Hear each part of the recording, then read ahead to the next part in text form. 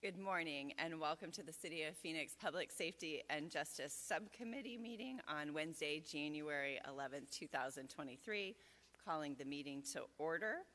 We have a call to the public. Madam Chair, we do have one speaker. Thank you, Madam Chair.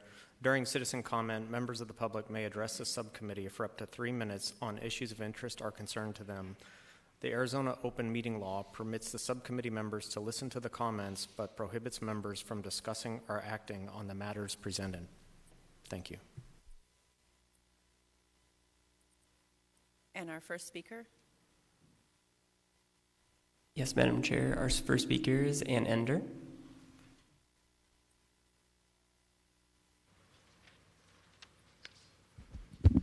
Good morning and Happy New Year to all of you. Chairwoman O'Brien, Vice Mayor Ansari, committee members, Chief Sullivan, Chief Conley. I'm Ann Ender. I'm the president of Operation Blue Ribbon. In the next few days, you will all be copied on a letter that several neighborhood leaders, many of them you have all worked with, will be sending to the Wall Street Journal in regards to the character of Officer Caleb Zimmerman. This letter will contain evidence-based community experiences that these leaders and I have had and worked with working with Officer Zimmerman. At any given time, he has been our community action officer. So this current incident is not characteristic of the person we know. The issue with the incident goes beyond just what we've experienced. It's not characteristic of Officer Zimmerman, but it's a knee-jerk reaction again to Dave Biscobing, his reporting. And I asked the question, when did he become this evidence guru? And it's a response to an incident prior to assessing all the evidence. The bank called the police department for a reason. And after 35 years of working in the financial services industry, many of those in a bank branch, it has never been okay to loiter outside of a branch. With all due respect to the Wall Street Journal and Mr. Raboin, I hope I've said his name correctly, this is not conduct or presentation that this avid reader expects from the Wall Street Journal. We've heard the term gaslighting before. Well, perhaps the Wall Street Journal might be more concerned with their policies and the professionalism of their journalists than worrying about a police officer who is doing his job. Thank you. Thank you for your comments. Our next item of business is the minutes of the meeting. Do I have a motion to approve? Move to approve. Do I have a second? Second. I have a motion and a second. All those in favor, please say aye. Aye. Aye. Aye. Any opposed, please say nay. Hearing none, the motion passes unanimously. So our next item is our battery fire response and community risk reduction efforts. And for this item, we have Assistant Chief Kreis and Deputy Fire Marshal Scholl. Gentlemen, please.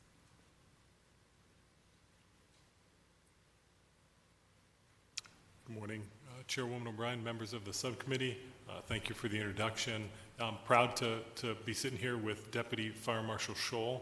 In addition to being a Deputy Fire Marshal with the Phoenix Fire Department, Brian is a fire protection engineer, and he's also one of the nation's leaders on battery energy storage systems, and he serves on the NFPA 855 Technical Committee representing the fire service and fire code enforcement agencies, and is doing a wonderful job for us. And today we're going to talk about, of course, battery fire response and associated community risk reduction efforts. So some of the stuff that we're looking at as it relates to battery fire response is really our strategy here is about, as a community, safely embracing emerging technology. And this is nothing new for us in the fire service. But specific to what we're going to discuss today, we're going to share a little bit about battery energy storage systems. And that includes those energy storage systems that are part of the utility grid, non-residential and residential applications. We're going to speak a little bit about electric vehicle fires and micro-mobility devices.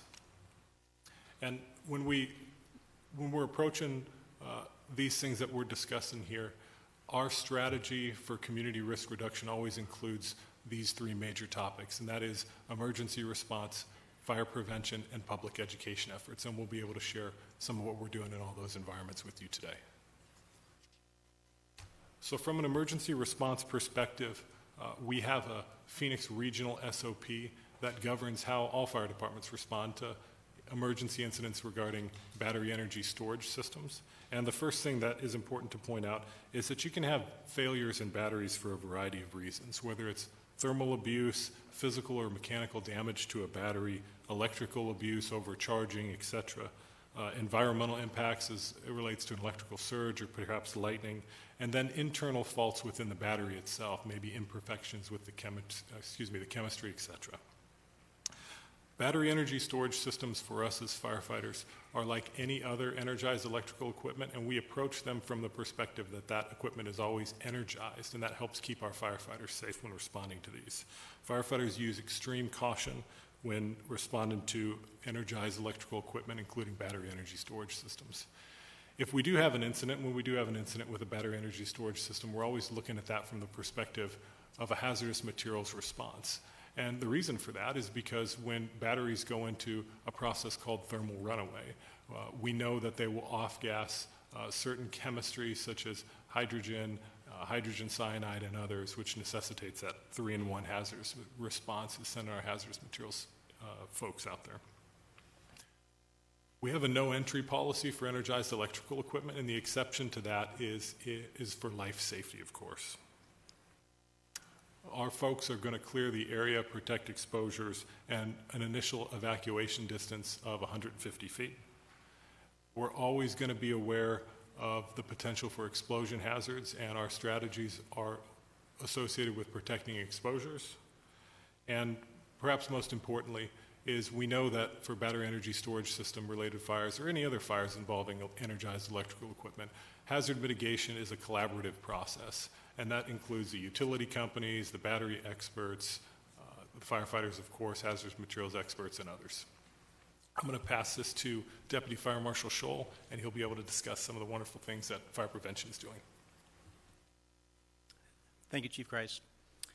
Councilwoman O'Brien, members of Subcommittee, in the summer of 2019, we had a devastating explosion involving a lithium-ion battery installation that critically injured 4 Peoria firefighters. Because of this incident and others from around the world, we looked at what we could do from a fire prevention, fire code standpoint to prevent a similar tragedy from occurring again. First, we conducted a comprehensive evaluation of our Phoenix Fire Code relating to the safety of these battery installations to ensure the safety of the community and our first responders. We are developing new code language on batteries in response to the lessons learned from this explosion and other recent battery fires. Our code language is one of the first to address lithium-ion batteries. I'm proud to say that our code language was adopted by most, if not all, of our Valley Fire Departments, as well as jurisdictions from across the state and the nation.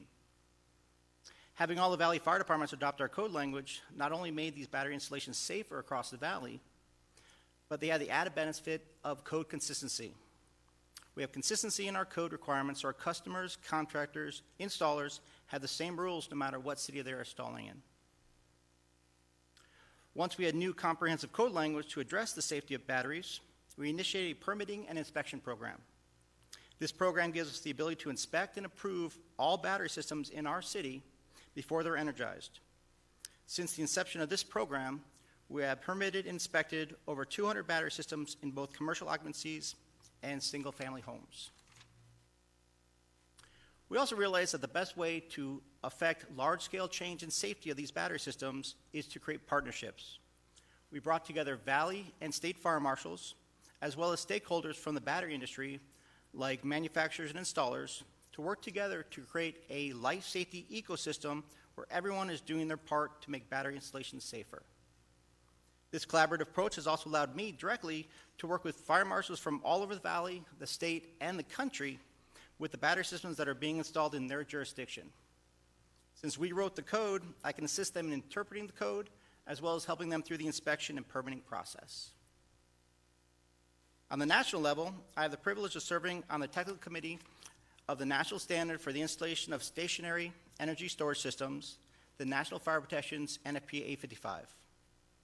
As members of 855, we take success and lessons learned from Phoenix and across the country to create code language that can be enforced nationally. The creation of code language is done at the national level by bringing in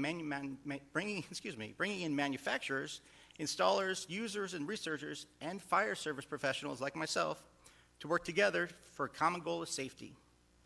This past October, we published the 2023 edition of NFPA 855. At the end of the day, emerging technology like lithium-ion batteries are part of managing safety and community risk reduction.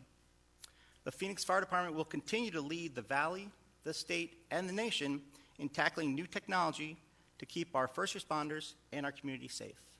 Chief Price. Thank you, Brian. As Brian said, we could not be more proud of the efforts of the Fire Marshal's Office and our subject matter expert, Brian Scholl, and his leadership on this. It is having a major positive impact on safety for our community, for our firefighters, and is spreading across the nation. It's something to be very proud of, so thank you, Brian. When we were at the NFPA conference in 2022, one of our colleagues, a professional named Matt Pace, who works for Pacific Northwest Laboratories, was speaking to battery energy storage systems and electric vehicle fires. And Matt serves on the NFPA 855 Technical Committee with Brian. And this is one of the things that he shared with us as a group. And this is fires by fuel type and 100,000 vehicles sold. And the reason this is important is because while electric vehicle fires certainly grab headlines, fortunately, proportionally, they don't happen very often. And the tactics that we utilize to deal with these incidents are a little bit different than your traditional gasoline or hybrid vehicles, but nonetheless, they're pretty rare when compared to other vehicles. So from an emergency response and training perspective associated with electric vehicle fires, we're very proud of our training group and our leaders in the fire department because we've done a significant amount in the last couple of years. And our focus on this training, of course, is safety and operational effectiveness. In 2020, we did a battalion training for all members associated with electric vehicle fires. In 2021, we did a tactical incident review of the electric vehicle fire that we had and responded to, and this is, you can see the images here on the right of your screen of our firefighters utilizing those tactics and that training that they received. Did a great job on this incident. It was something where we were collaborating with Tesla and others, as I mentioned before, about that collaborative process in response. In 2022, we focused a lot of organizational efforts in partnership with Waymo to be able to appropriately respond to the potential for anything that we would need to associate with Waymo vehicles that we're seeing driving around. In addition to that, focused on hazardous materials and special operations. In 2020, we did training with all those folks on electric vehicle fires and lithium-ion battery hazards. And in 2021, we did training on battery energy storage systems, commercial and residential. And I'm very happy that these training efforts will be sustained in our annual training calendar. So this is going to be part of normal operations for the Phoenix Fire Department, this sort of training.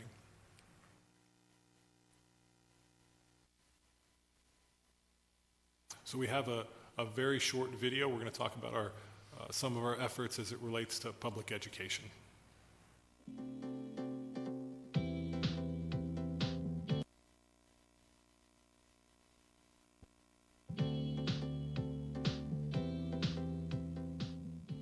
Hi, I'm Brian Scholl, Deputy Fire Marshal with the Phoenix Fire Department. Today I want to talk about lithium-ion batteries. Lithium-ion batteries are everywhere, but they do pose a hazard if not used and stored correctly. Lithium-ion batteries are everywhere these days. They're in your laptop, they're in your cell phone, e-scooters, and also electric vehicles. But if you don't properly store them and charge them correctly, they can pose a hazard. When you're looking for a device with a lithium-ion battery, you want to make sure it's listed. In the United States, we have UL. If you see a UL mark on a device that has a lithium-ion battery, you know it's been safety tested. When you're charging your lithium-ion battery, you want to follow the manufacturer's instructions. You want to make sure you use the cord and the power adapter that comes with the device. You never want to charge it on a couch, on your bed, or under your pillow. The best place to store a lithium-ion battery is, once again, per the manufacturer's instructions. You want to make sure you store it in a cool and dry location away from the direct sunlight, and make sure it's not near anything that's flammable like gasoline or near a stove or an oven, and do not leave it in a hot car. If you notice your lithium-ion battery has a strange odor, is making a weird sound, is kind of bulging out, then you know you need to unplug it and stop using that device. If you can, try to move that device outside to a safe location away from anything that can catch fire. If you see it start to smoke or catch fire, evacuate the area and call 911. When it's time to dispose of your lithium-ion battery, in the city of Phoenix, you can bring it to the household hazardous waste events and drop it off there, or you can take it to any one of the battery recycling locations. Please visit Phoenix.gov/fire to find the nearest location for you. So we're doing a lot in the public education space associated with this, and that video is one example of it. This, as well as other public education and outreach efforts, are happening now. We're sharing this information on our website. We're sharing this information on our social media platforms with ASU, GCU, BOMA, the Multifamily Housing Association, anyone we can, just to enhance that safety piece there. And then, in conclusion, emerging technologies and communities safely embracing those emerging technologies is certainly not new for us on the Phoenix Fire Department. About 15 years ago, I was in sort of a position that Brian is taking in today, when hybrid vehicles and solar or photovoltaic was really starting to become widespread throughout the community in this country, working with Underwriters Laboratories and the NFPA on those projects as well. So we've been fortunate to have a leading voice in this sort of thing for a very long time on the Phoenix Fire Department. We're very proud of Brian's efforts and others on the team, and we're certainly available if there's any questions, and thank you for your time. Thank you both for that presentation. Vice Mayor Ansari has some comments and questions. Thank you so much, Chief Kreis and the Deputy Fire Marshal. I really appreciate it. It's so great to hear that Phoenix is setting the standard nationally for risk reduction involving new technology, whether it's self-driving cars, micromobility, or electric vehicles. I also want to thank you and obviously take a moment to point out that, as you noted, electric vehicles are the lowest ranking on this list and the rarest, with 25 fires per 100,000 sales. But as Phoenix works on its transition plan, we can also rest assured that we are putting environmentally friendly and safer vehicles on the road. And just to throw this out there, I'd love to attend a training in the future. I know Chairwoman O'Brien and I have been discussing working on setting up a trip to Los Angeles later this year to observe and discuss Los Angeles' successes with electric fire trucks and more. So with that, I have a couple questions. I'm wondering how often we plan to update our training for public safety personnel with the rapidly changing technology. I'd assume that's more frequent. Chairwoman O'Brien, Vice Mayor Ansari, members of the subcommittee, you're absolutely right. So as we speak currently, we do have very current SOPs and training for electric vehicle fires, battery energy storage systems, and the things that we discussed today. But we also have a regional operations committee that is working on revising and reviewing those SOPs so they stay current with everything that is rapidly evolving in this technology. Deputy Chief Paul Moore, who's one of our shift commanders, is leading that effort on behalf of the Phoenix Fire Department and the region, of course with participation from other staff on the fire department. And he has a counterpart who's assisting with that from the Mesa Fire Department. So this is a ongoing, perpetual effort for us to stay current with our training and stay current with being able to safely respond to emerging technologies. Wonderful. And in developing our standards, did we incorporate any lessons learned from any other states, jurisdictions, or countries? I will let Deputy Fire Marshal Scholl speak to that because he is the expert. Great. Thank you. Councilman O'Brien, members of the subcommittee. We did look at a bunch of different jurisdictions. FDNY was very big with us when we first started doing our code language. But looking across the valley, looking across the state, looking across the country and the world, we looked at all the lessons learned and we incorporated it into our fire code. And our fire code was basically the only one out there that actually addressed all the issues that we found. So we were very proud when we actually were able to publish that and get it adopted. Great. Well, thank you so much. It was a very informative presentation. And again, I'm happy to see that we are setting such a high standard, not only nationally, but clearly around the world as well. Thank you. Thank you, Vice Mayor. Thank you both for putting together this information for the subcommittee. It's very important to us to ensure that we are doing all that we can to keep our citizens safe. And once again, you have proven that we are at the forefront in taking care of our community members. So thank you for your time this morning.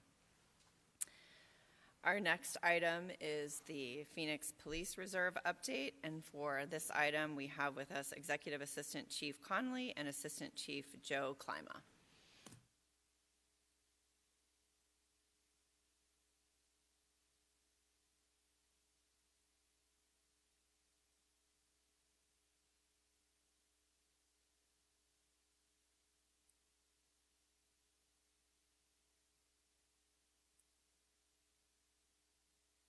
Good morning, gentlemen, and thank you for being with us. Good morning, Madam Chair and members of the subcommittee. We're incredibly grateful to be able to provide you with some information for discussion related to what is just a fantastic mission. We take great pride in our reserves and then the associated foundation. So with that, I'm gonna introduce a legend within the Phoenix Police Department.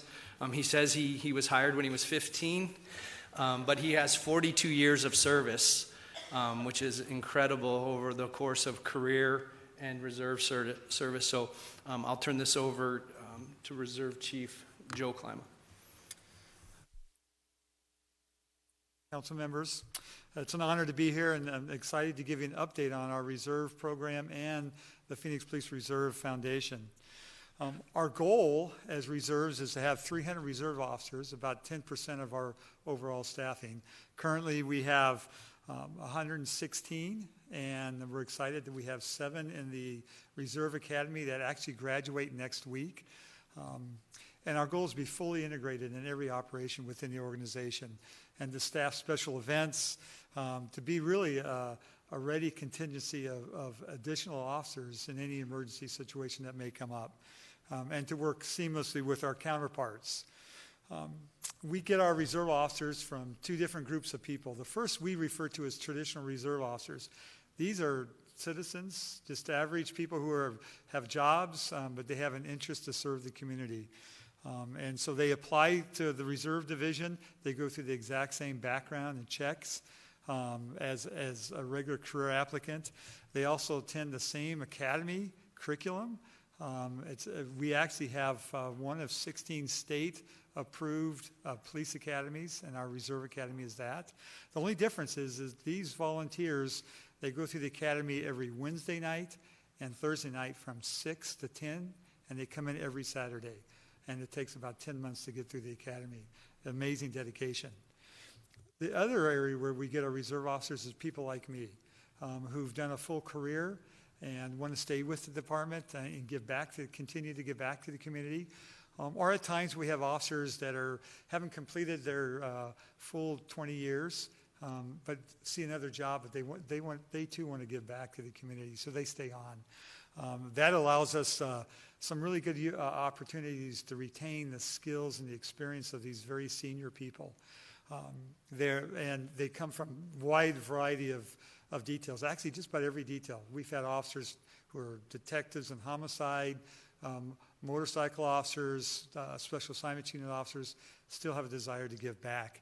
The neat thing about the reserves too is for those that leave before their 20 years are up and they go try something else, but they stay with us, if it doesn't work out in another career, they can seamlessly come back and be a career officer, which allows us to continue with our staffing. It's amazing to see the dedication. Some of these officers have given over 25,000 hours of volunteer time, and we have many officers that have over 40 years of law enforcement experience. It's really interesting to talk to the reserve officers that are particularly the traditional officers. It's amazing the careers they have. We have engineers, business professionals, graphic designer students. We have a student in the academy right now who's an ASU student, and he wants to get his degree and he wants to be a police officer. There's no doubt he'll be a career officer down the road. We have physicians. We have a physician graduating next week, attorneys, firefighters. and even executives. Actually, we have a lot of CFOs and CEOs of companies. These people, all of our reserves are fully integrated within the department. Naturally, our patrol function and our detectives are a priority, but we have school resource officers. Once again, we have traffic officer, motor officers, and a wide variety they really integrated fully.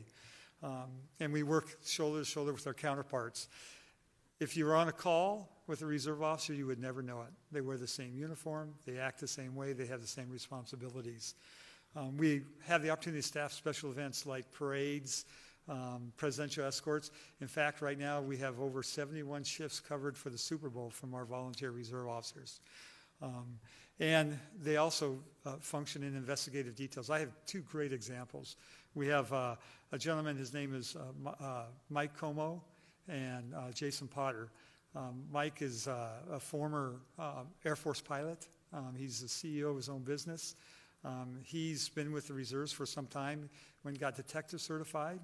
And with the support of their commander, Commander Brewer, he's been a night detective. And 2 weeks ago, he was assigned to the cold case squad. Quite an accomplishment for a reserve officer. Jason Potter, he's works for Home Depot. He's a regional manager at their regional distribution center. He too wanted to be a detective, and now he's assigned to the assaults detail. He's a case-carrying detective. Just a couple examples how they're fully integrated. Finally, we're part of the chain of command.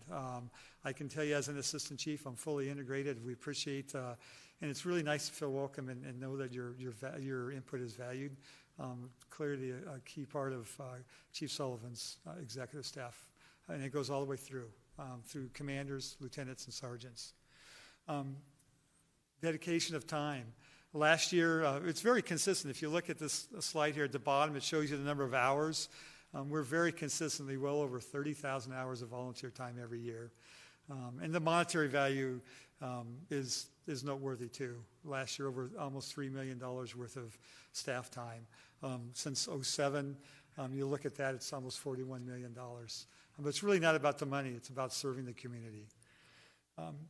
In 2007, the Phoenix Police Reserve Foundation was developed, and through the insight of several business leaders, community leaders, and civic leaders, and with the encouragement of then Mayor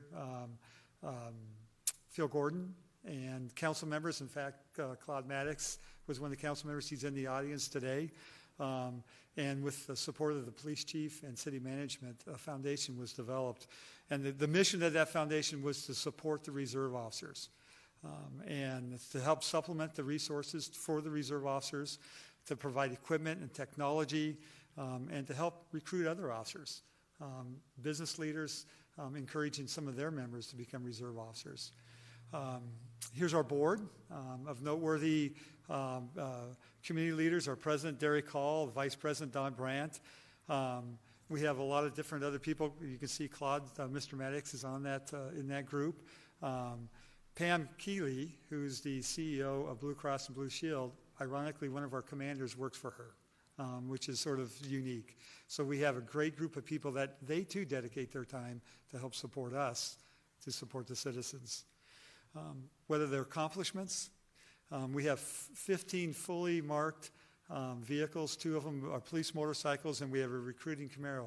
They purchased that, and those are used exclusively for our reserve officers. They help facilitate radio equipment, lots of donations. They assist with the recruits. They help buy their uniforms when they first start the academy, advanced training funds, and other recruitment areas. If I could, just in closing, talk about a few of the accomplishments that we've had just in the last few years. In 2018, we had 100 years for the reserve program in the Phoenix Police Department and the city of Phoenix. If you go back to May 17th, 1918, you'll find in the council records where it was approved to have volunteer officers. We had a special commemorative event then, and the mayor gave a special proclamation. The cool thing is we developed a history book, and it goes back and it shows the history of the reserve program within the city of Phoenix and the police department. In 2019, we were recognized as best practices from the International Association of Chiefs of Police in the Leadership and Volunteer Police Services Program Award. And several of our foundation members and members of the organization went back and received that award. And finally, last year we had the opportunity to host the Volunteer Law Enforcement Officers Alliance International Training Conference. And that is reserve volunteer police officers from throughout the country and actually other countries get together. It was neat to participate in that because at that event, that conference, we really got to see, get the feedback of how we really true are one of the leaders in the country in policing, reserve policing, volunteer policing. So that concludes my presentations. Any questions? Do we have any questions? Councilmember Waring. I'll just say about the legend comment that Sean started with. Joe was the commander at Black Mountain when I started on the council, and he was phenomenal. As good a public servant as you will ever find. And I just want to say that. So, people may have thought the assistant chief was joshing just a little bit, but that is true. I can't speak for the department, but I can speak for my office and how those citizens that I know who know Joe feel about him. So thank you. Can't believe it's been 42 years, but I'm sure it flew by, but just want to thank you for continuing to do what you do. So thank you. And don't worry, Sean, we'll say nice things about you if you ever come back when you retire, too.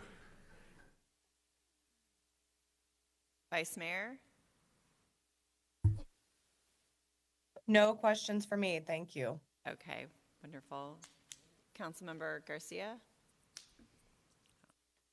No questions for me. Thank you all for your service.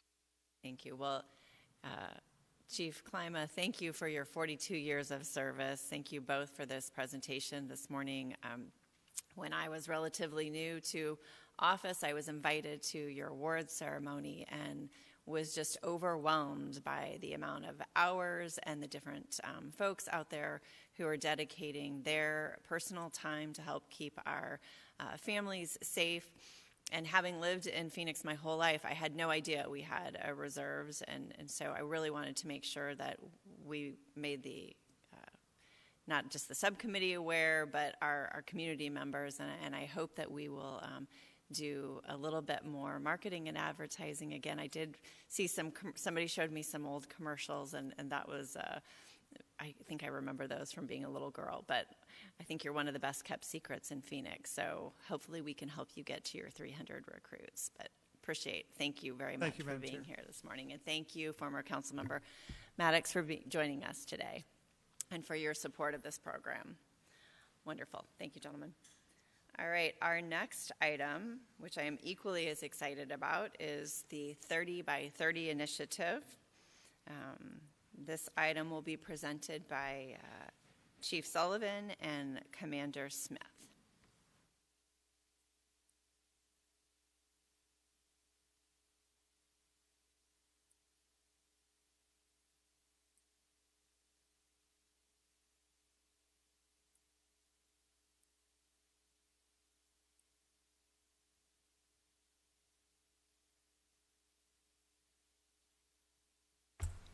Madam Chairwoman, good morning.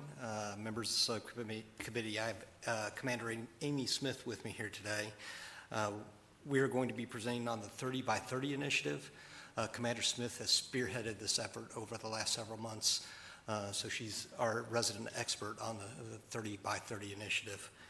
This is a national initiative to increase women in policing. Today we're going to discuss what 30 by 30 is, where we are today, and how we will achieve this goal, and why this is important for the Phoenix Police Department at this time. So with that, I'll turn it over to Commander Smith. Oh, great. Thank you, Chief, for that introduction.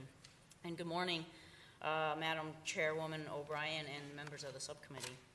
So 30 by 30 is a coalition of police leaders, researchers, and professional organizations who have joined together to advance the representation and experiences of women in policing across the United States. Back in 2018, the NIJ, which is the National Institute of Justice, the research arm of the DOJ, brought together 100 people in a summit. These were police chiefs, these were leaders, these were researchers, and these were professional organizations. And based on the work and the report that this group put together, that's where the initiative began its work. As we look at starting this initiative, we will assess our current state of our department. We're going to identify drivers of disparity. And from there, we're going to develop and implement strategies and solutions. As we do this work, we will be looking to reduce the barriers that keep women from joining police agencies or make it harder for them to advance into leadership positions. There are actually 250 agencies that have signed the 30 by 30 pledge, and that's across the United States and also some of the provinces in Canada. Agencies in the 30 by 30 network are supported to work on this pledge over a 2-year period. And the initial focus of this initiative is going to be in 4 areas. And that's going to be recruitment, hiring, development, and retention. And we're working in those 4 areas to eliminate the barriers that keep women from joining police agencies and also to make their experiences better when they're in the police department. Our ultimate goal is to increase the representation of women in police recruit classes to 30% by the year 2030, and to ensure that our policies and our culturally intentionally support the success of qualified women into leadership roles. Oops. So as we are working towards that goal of 30%, we want to also improve the experiences of women in our organization. And we do that with 6 initiatives that are highlighted in focus areas here. So understand the current state with regards to gender equity. Understand the factors that may be driving disparities. Develop strategies to advance women in policing. Take measures to increase the representation of women in all ranks. Promote equitable hiring, retention, and promotion of qualified women, and ensure culture is inclusive, respectful, and supportive of women in all ranks and roles of law enforcement. So as we talked about, where are we today? The national average is 12% of sworn officers and 3% of police leadership being female in the United States. As you can see over the last 5 years on this graph, we hover right around 14%, so 2% over the national average.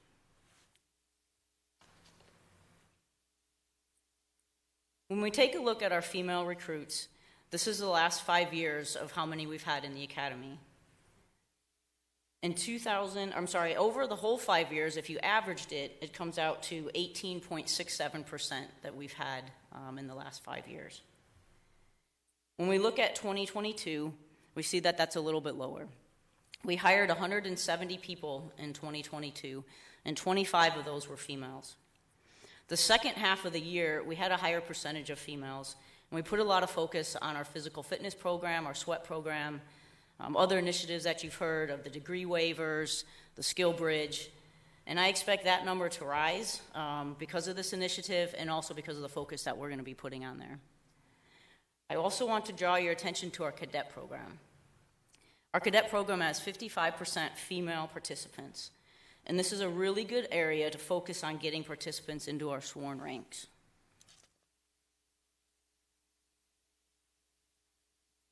And although this initiative is based on our sworn employees, I'd also like to highlight we have a high level of female representation when it comes to our professional civilian staff. As you can see from this graph, 72% of our entire professional staff is female. 80% of our executive middle management level is female, and 69% of our whole supervisory level is female.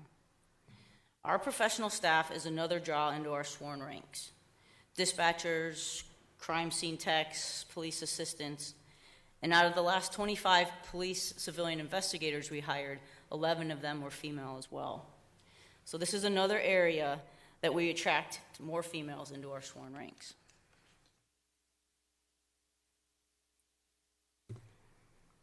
So as we strive to get to this 30%, we will implement this as a department strategic initiative. One of the first things that we're going to do is distribute a survey to all the women officers to learn their concerns, priorities, and perspectives on culture, equity, and opportunity within our department. We're going to form a subcommittee will make suggestions and give us some solutions to ensure that our culture is inclusive, respectful, and supportive of women. From this subcommittee, they'll review the results, and then we're also going to highlight our participation on social media, as being in this initiative is a recruitment and a retention tool. You'll see women's stories of current female officers highlighted, and you'll also see some programs and some workshops that will be specific to women on the department. In recapping, while 30 by 30 focuses on increasing the representation of women, we will be analyzing our culture and practices to better promote the creation of a more diverse and inclusive workforce for everyone. As research shows, when you reach 30% of a group in any organization, it is the threshold where change begins. 30 by 30 will offer a different perspective. 30 by 30 is a recruiting tool, and it's also 30 by 30 helps to diversify our workforce representing our community. Well, in closing, as a female in the department for 25 years, I'd like to thank Mayor Gallego, our Public Safety and Justice Subcommittee Chair, Councilwoman O'Brien, and of course, Police Chief Sullivan, for signing and supporting this initiative, and also for giving me the opportunity to present to you this morning. And that'll take any questions. Thank you so much, Commander, for the presentation. Vice Mayor Ansari. Thank you so much. Thank you, Chief Sullivan, and thank you so much for the presentation. I think this is a fantastic initiative to take on, and it's good to see that Phoenix is already 2% above national standards. In my view, gender should not affect what is good policing, but researchers have noted that we tend to see better outcomes for crime victims, especially in sexual assault cases when a female officer is involved. So I'm thrilled about this 30 by 30 initiative. Glad to see Phoenix is taking this on. And I just have a couple of questions. And I don't know if you can answer this first one, but I noticed on one of the first slides you mentioned that one of the aims of this will be to assess what the barriers are currently. Do you happen to have, Commander Smith, any, maybe personal assessment of what you think the barriers are for recruiting and retaining women in the police force? Well, thank you for that question, and Councilwoman O'Brien and subcommittee members. I don't know if I have a personal assessment, but I can say that being 14%, I think we're doing a fairly good job in Phoenix. And I also think that we have an assistant city manager who's a female. We have department chairs that are females, deputy directors. Our subcommittee is run by a female. We just recently had a female police chief. We recently promoted an assistant chief from a female. And I think that when people see themselves in the uniform, they can see themselves being a police officer. So I think that moving forward, that's going to be a really big draw for Phoenix. Yeah, absolutely. I mean, there's no question about that. I'll just, personally say, I think when you see even, in any position, even in elected office, seeing females more and more in positions in public service, it's possible to envision yourself. So I fully agree. I think seeing people like yourself will be a draw to women. I'm also curious about the subcommittee. You mentioned that we'll review the survey results. What will the makeup of that subcommittee be? Thank you for that question, and members of the subcommittee. We're still working on that, so we're going to draw people together. One of the things that I have learned from the initiative and from the other activities of other agencies is it's not going to be just females. We'll have a mix of females and males, and that's going to help us move forward in the future. And then under the direction of Chief Sullivan, we'll start be putting some solutions together and seeing what we can build upon our policies and some of our directives that we have. Okay. And then you mentioned this was a 2-year initiative that we'll be part of. How do you know what the process looks like once the 2 years are complete? How we'll continue to assess our progress towards once we get closer and closer to 2030? Yes, ma'am, members of the subcommittee. For 2 years, there's reporting thresholds that we'll meet, and we'll report back to the 30 by 30 organization. We'll be part of monthly meetings, some of the initiatives and activities that other agencies are doing that have been successful. And then from there, moving forward for us, we'll take those and continue to move forward in Phoenix in the Phoenix way that we do things.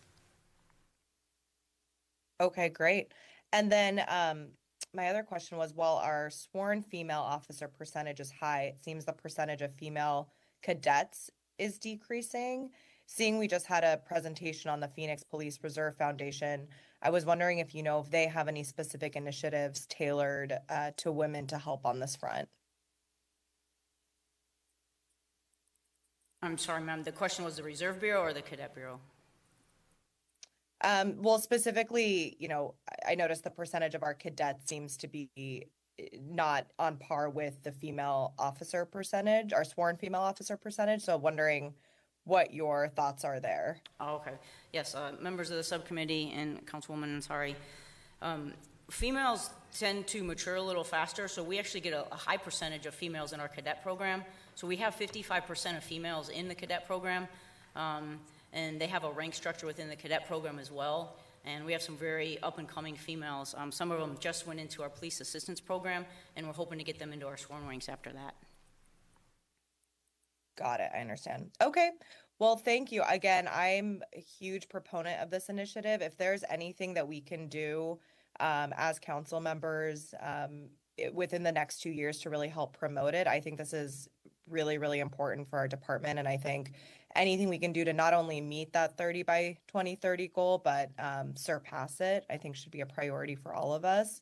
I know I've even heard, I want to just applaud you all for doing this. I know I've heard similar concerns about our fire department and gender, not having enough female representation in our fire department. So I just think it's really cool that this program exists, and again, as electeds, anything we can do to help promote it and support you all, please let us know. Thank you. Thank you, Vice Mayor Ansari. And again, thank you, Chief Sullivan and Commander Smith. I'm so honored to support this program and your efforts. I hope that when you determine maybe who your subcommittee makeup will be, if you'll just send us an update as a subcommittee so we can know what that looks like and give us periodic updates, that will be great. The group of women that was here this morning when we signed the resolution is phenomenal. A few of you are still here. Thank you all for your service, and it's so exciting for the young women and little girls in our city to have you all to look up to, and I look forward to seeing the fruits of your labor over the next years to get us to not just 30%, but above 30%. Thank you. Thank you. Thank you. All right, appreciate that presentation. Our next presentation is, our agenda item is gun violence prevention and data overview. For this agenda item, we have Assistant Chief Vasquez and Commander Brewer and Lieutenant Joe.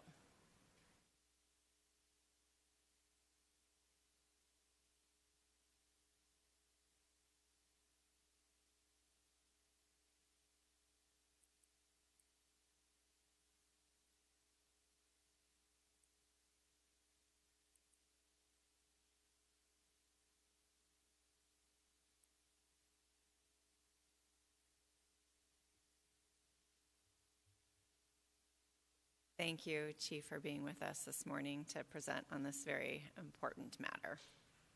Thank you, Chairwoman O'Brien. Vice Mayor Ansari, rest of the committee members, I'm Anthony Vasquez. I'm the Assistant Chief over the Investigations Bureau. Today we're going to do a follow-up. This is a follow-up to the October presentation we did on our summer gun violence program. There it is.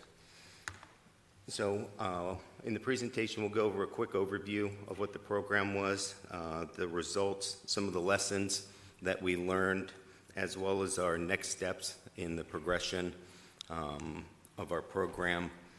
We were asked some very specific questions at the last meeting on comparisons for homicide rates, local gun laws, comparisons, our staffing and crime rates, and also on the availability of guns in the public.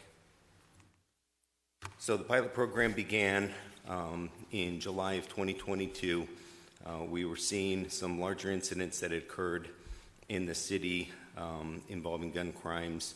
We looked on what we could do to try to impact and reduce some of the violence that we were seeing, especially with some of our staffing issues that we were experiencing. So we assigned 10 detectives to our Violent Crimes Bureau. We took 5 detectives from our assaults unit, 5 detectives from the robbery unit. We assigned them to precincts that were the highest active precincts, and just to say the only precincts that really didn't participate in this with the additional staffing were our Black Mountain precinct and the Central City precinct.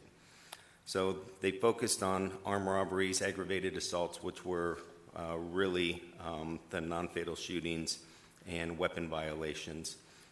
The important part of the program to us was the partnerships and collaborations that we had. We did have ATF agents that were embedded with our crime gun intelligence unit. We had our liaisons with the AUSA and also the Maricopa County Attorney's Office. So let me introduce Commander Warren Brewer of our Violent Crimes Bureau. He's going to go over some of the program results and what we saw. Thank you. Good morning, Madam Chair O'Brien, Vice Mayor Anasari, and members of the subcommittee. Looking at some specific numbers to this summer program, focusing on crime guns and only crime guns only. The definition of a crime gun does not include prisoner property, safekeeping, firearms that are temporarily impounded in a critical incident, or firearms that we take in under an order of protection.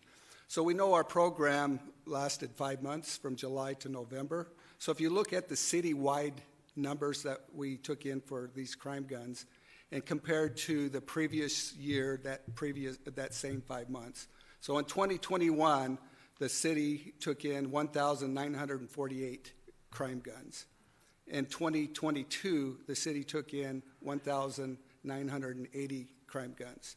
So if you look at the specific precincts that the detectives were in 2021, there was 1,527 crime guns impounded, and then in 2022, there was 1,630 crime guns impounded.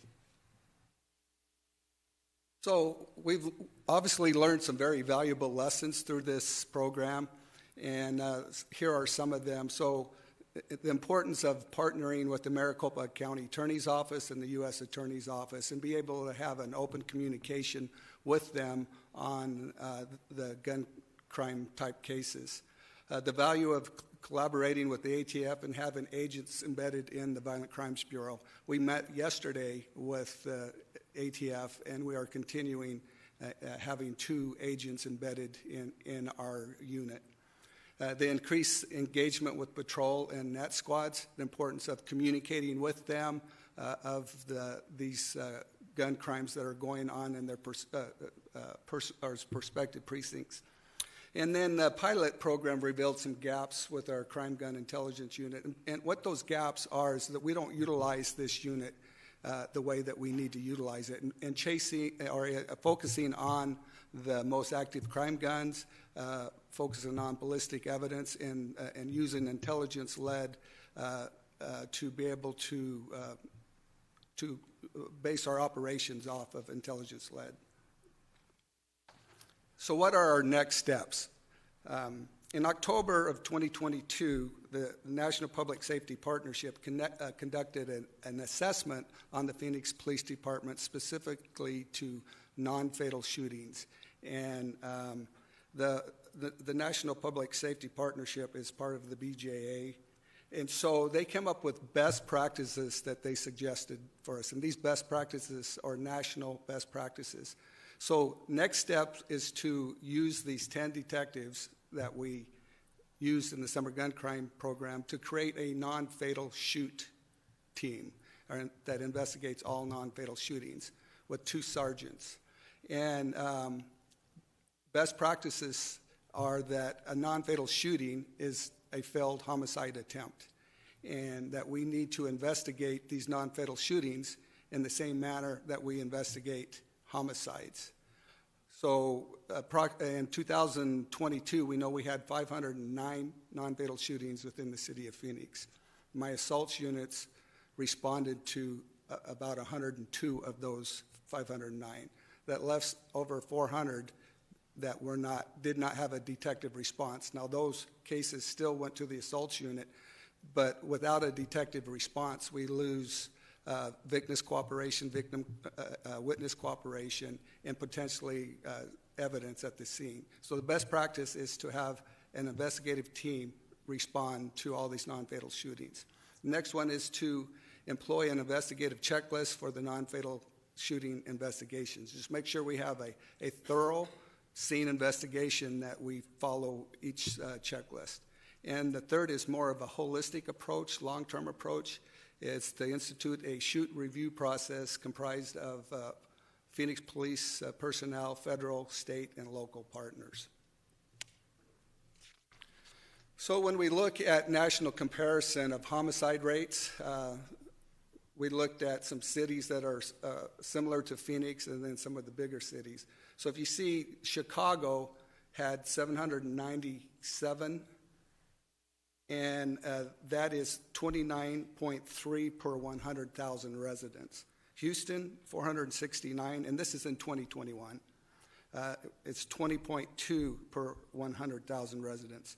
Dallas, which is similar to us, had 220, which is 16.7 per 100 residents. Phoenix had 190, which is 13.3 per 100 residents. Los Angeles had 397, which is 10.62 per 100 residents. And New York had 485, which is 5.5 per 100 residents. Oh, 100,000, sorry. Thank you for the clarification. Yeah. Thank you, Chief Vasquez. And then we look at major city police department comparisons. Looking at Chicago, the total square miles is 234, population is 2.7 million, and number of sworn officers is 11,900. And the officer resident ratio per 100,000 is 440. Going to New York is 302 square miles. That's 8.8 million population, 35,030 sworn officers, and that's 398 officers per 100,000 residents. Los Angeles is 502 square miles, 3.9 million population. They have 9,974 officers, and it's 255 officers per 100,000 residents. Dallas is 385 square miles, 1.3 million population, 3,007 sworn officers, with a ratio of 231 officers per 100,000 residents. Houston is 665 square miles, 2.3 million population. Number of sworn is 5,229, and the ratio is 227 officers per 100,000 residents. Now you look at Phoenix, and compare, Phoenix compares closer to Dallas and Houston. We're approximately 517 square miles, approximation of 1.6 million population. Recently, this is recent as last week, I believe, 2,594 sworn officers, which equals 162 sworn officers per 100,000 residents. So the best comparison is between Dallas and Houston because they're more like the Phoenix Police Department. So going on to other major gun laws that are in other major cities. So other cities have initially passed ordinances banning the possession of firearms within their city limits. These ordinances were later ruled unconstitutional, and so how they were able to kind of not get around it, but they enacted, so municipalities responded to this by having enhanced permitting and licensing. So these enhanced waiting periods before taking delivery of a firearm ranges from 20 to 30 days between purchases, depending on the ordinance for that specific city. And then also having concealed carry permits to include additional training in handgun safety, and which also allows more areas to carry firearms specific in places where alcohol is sold. So some of the notable ordinances, we look at New York City. The city differs from the state in requiring permits for purchases and ownerships of rifles and handguns. A license is required to carry handgun concealed, but there is no mandatory training or class. You look at Los Angeles, to carry a concealed gun, you must have a concealed gun permit. And to get such permit, a person must undergo 8 hours of training. Permits must be renewed every year. And a person may not purchase more than one handgun within a 20-day period. Now you look at the city of Chicago, it differs from the states where firearms within the city limits must be registered. No person shall purchase more than one handgun within every 30-day period. Now, as I said earlier, Dallas and Houston are more comparable to what the city of Phoenix does. The state and municipalities in Texas do not require registration or license to own or purchase or open carry a firearm. Now, there are certain restrictions for those who possess a firearm, such as a person who's been convicted of a felony or minor in possession and so forth. And a permit is required in Texas to carry concealed. Now, if you look at the city of Phoenix, like Dallas and Houston, the city and state does not require registration or license to own, purchase, or open carry a firearm. Arizona does not require a concealed carry license to carry concealed. However, those that apply for a license to carry concealed are affordable extra protections and privileges. So if we look at the number of filled positions versus UCR violent crimes, this is a graph that shows that. So in 2010, there were approximately 3,200 sworn Phoenix police officers, and at that time there was approximately 8,000 violent crimes. Now if you compare that to 2022, there are approximately 2,600, when I gave the number, it's 2,594, I believe, Phoenix police officers. And the violent crime is bumping 13,000 or over 13,000. So if you look at this graph, there does appear to be a relationship between the decrease in sworn personnel to the increase of violent crime. Now going on, looking at gun numbers, this question is an extremely difficult question to answer, if not impossible to answer, and try to reference the number of guns that are on our streets. So just to give somewhat of a very small idea or picture, in 2022, the FBI conducted over 480,000 background checks in the state of Arizona for those that are legally trying to purchase a handgun from a federal firearms dealer, or FFL. Compared that to 2021, the FBI conducted over 560,000 background checks within the state of Arizona. So it's extremely difficult to be able to say the number of guns on the streets in the city of Phoenix. Also, the ATF does not have a database that tracks that.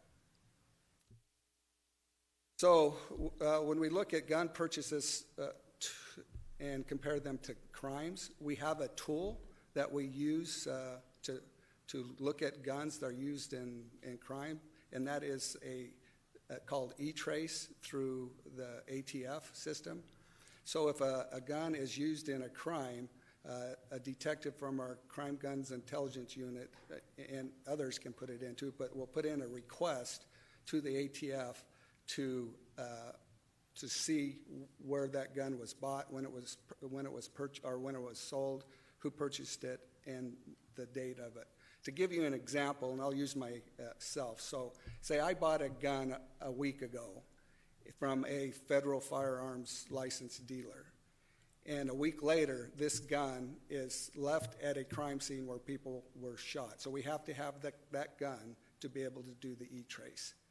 And we would put in that e-trace, and what we look at is time to crime. So obviously there was a week in this example from when that gun was purchased to when the crime took place. So I would be a strong investigative lead in this investigation.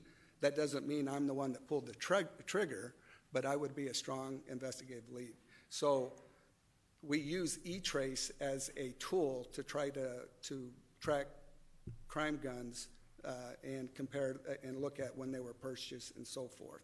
So this graph, what you have here, is it graphs the number of e-trace through, we first started using e-trace in 1999, and I believe that first year was in the low 60s when we did those first e-trace. Now the spikes doesn't correlate to spike that's a high gun crime. Those are e-traces.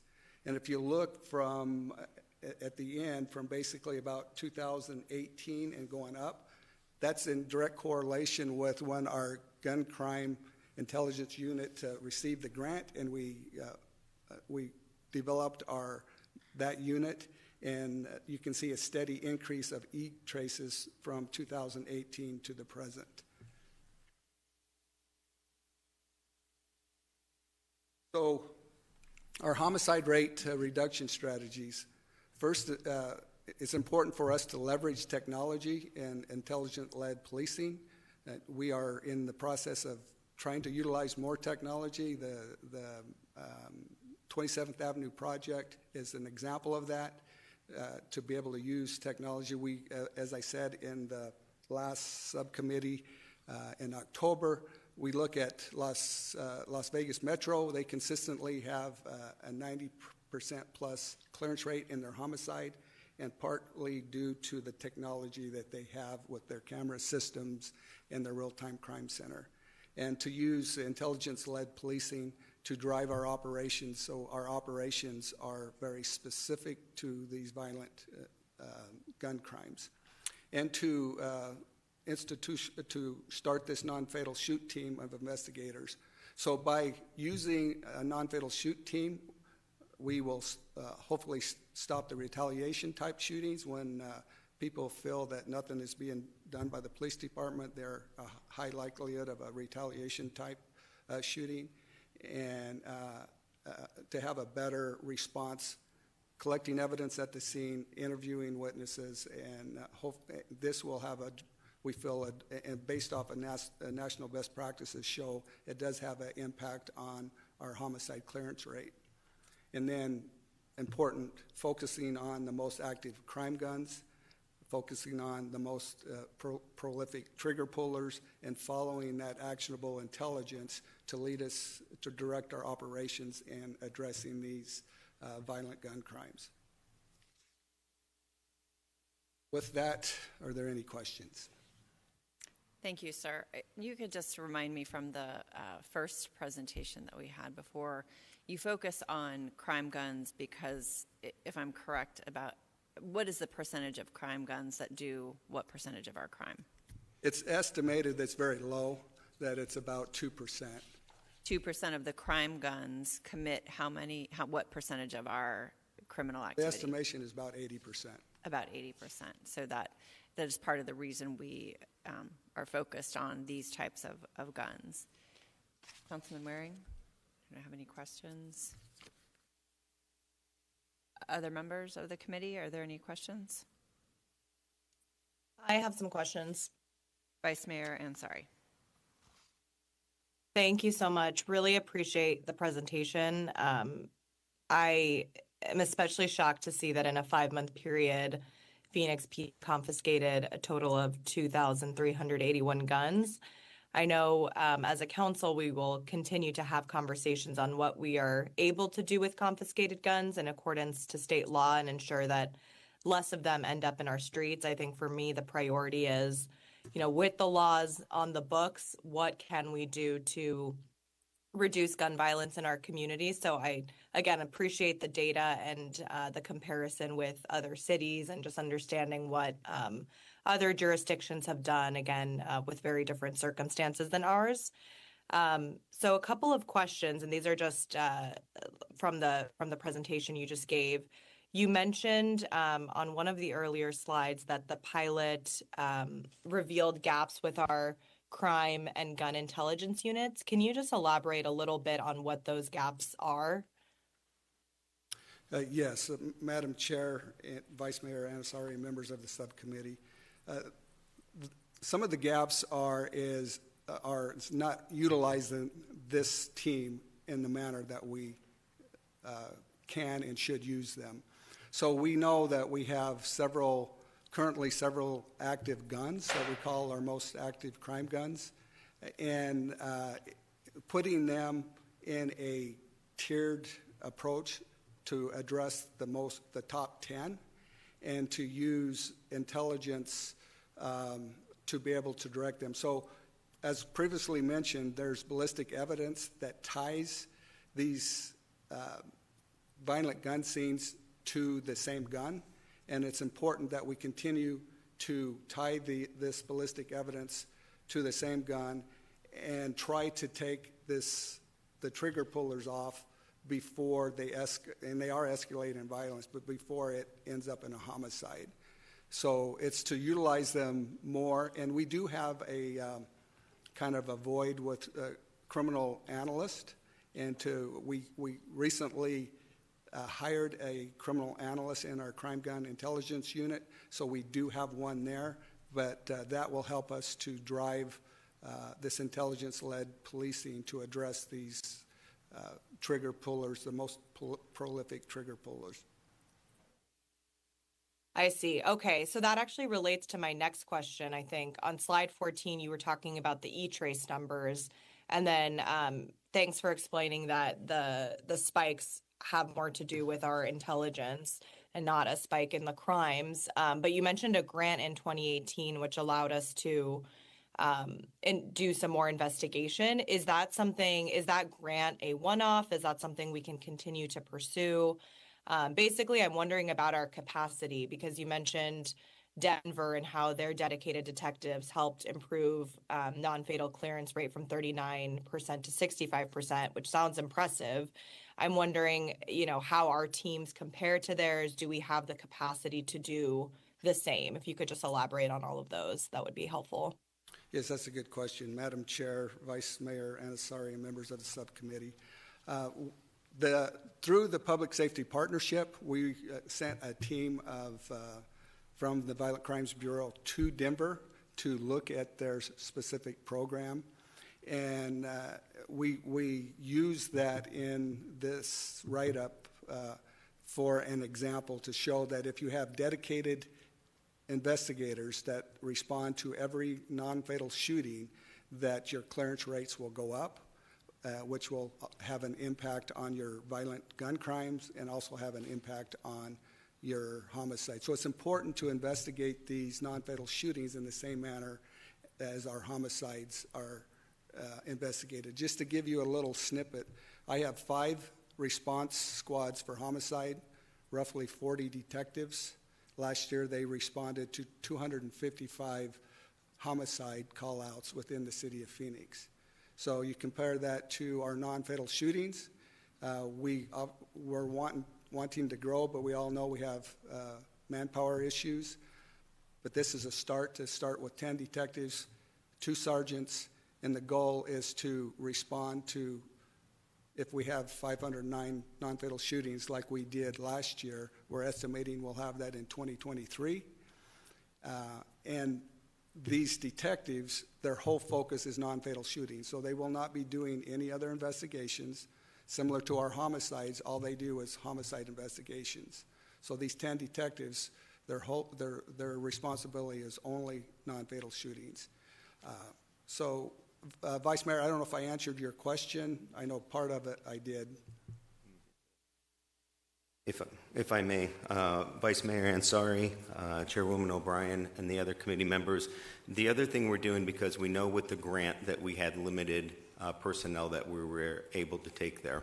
We're in the second round of hiring for our civilian investigators. So we've allocated several positions specifically to our crime gun intelligence unit to increase the capacity there. And when Warren's talking about how long it takes us to process, we know that one of the gaps was responding out to the scenes. We need personnel to be able to respond to those additional 300 to 400 scenes that we didn't. We want the people that do it on a daily basis getting there to making sure we're as thorough as we can be. And then to get that evidence processed, I don't need it sitting in an evidence locker. I want the detectives to be able to take it down and process them as quickly as we can. Hopefully within a 48-hour time frame, we'll have any matches, and it gives the investigation some direction. So I hope that answered your question. That does. Thank you. That's very helpful.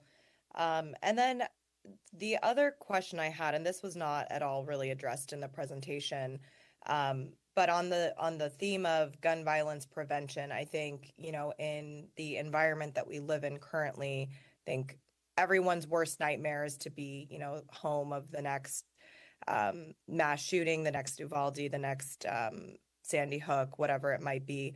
Can you talk a little bit about how we maybe work with our schools and school districts to collaborate, and if we work with them at all, and how we partner there?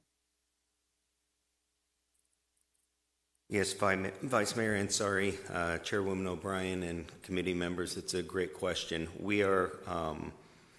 We've had some recent incidents. Thank goodness they didn't actually have any shootings, one specifically at Central High School. It's actually opened up the dialogue with the department, our fire partners, and also the superintendents of the school district to see what we can do so we have a more consistent response to incidents. I can't tell you that specifically that we've come up with something new. I know that we have started, and through Assistant Chief Conley, he's been meeting as well as with Assistant Chief DePonzio, with principals also. They're trying to get some committees formed so they can look at what else we can do in partnership together. But right now, we're kind of at the beginning stages to see if there are steps that we can take to make the schools safer, and make sure that if something does happen that we have protocols in place so our response is consistent for all the schools in the Valley. Okay, thank you. I appreciate it. I want to say thank you. And also, if you in your work come across any innovative approaches that any other jurisdictions are taking, I think that is something, I would like to pursue. I know we are, again, very limited, but I think we live in a time where I know many people are just generally fearful. It seems there are shootings and instances of gun violence from schools to, grocery stores to movie theaters to pretty much any scenario has happened. And I don't want to see that happen here in Phoenix. So please, just anything more that you can do, I think, on this front, on the prevention side, is greatly, greatly appreciated. Thank you. Thank you, Vice Mayor, for your questions and comments. And again, I appreciate you all coming here today and answering the subcommittee's questions.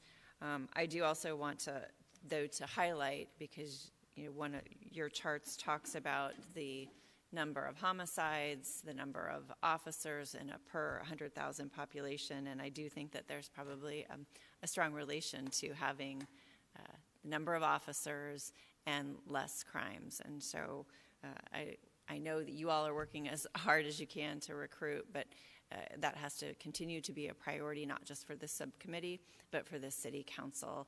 And I know we have the support from the city manager and administrators there. So thank you again for the presentation. And with that, we will move on to our next item. Our last item is for information only, and it is regarding department hiring, recruitment, and attrition. We will have a more in-depth presentation on that matter in February. Are there any agenda requests? Going once, going twice, hearing none. We don't have any more public comments, correct? Excellent. Then I will adjourn the meeting. Thank you. Thank you.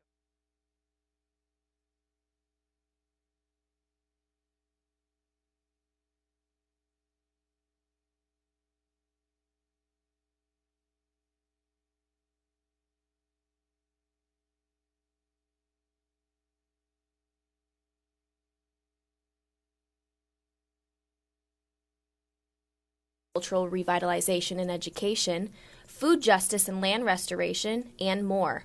Initially, when the collective started,